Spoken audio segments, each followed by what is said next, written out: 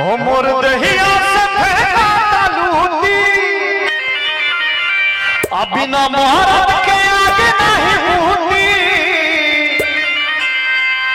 आ कोनो का के और सरदा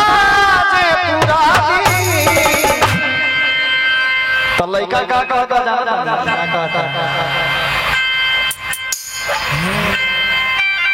दपन ओढ़नी भुइया बिछा दी